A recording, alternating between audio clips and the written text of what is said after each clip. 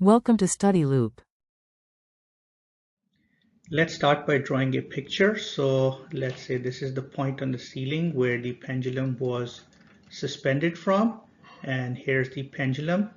It was initially given a speed of 2.0 meter per second, and then it swung and it came to stop at some point here where we are saying that this angle is theta.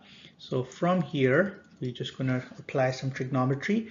This is the length of the string, so this length should be L cosine of theta, and since it's a circular arc, therefore the total length of the string remains the same. So this is L, and since we are saying that this portion is L cosine theta, so this must be L minus L cosine of theta.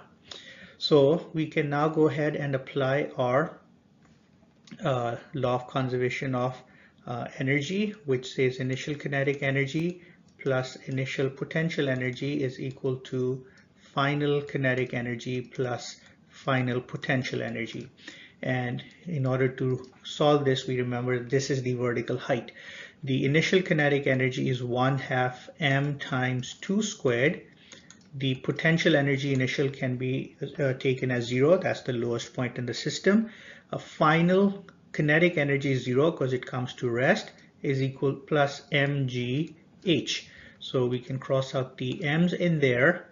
1/2 times 2 squared gives me 2, and that's equal to 9.8 times L minus L cosine of theta, or 2 is equal to 9.8 times 0.75 minus 0.75 cosine of theta.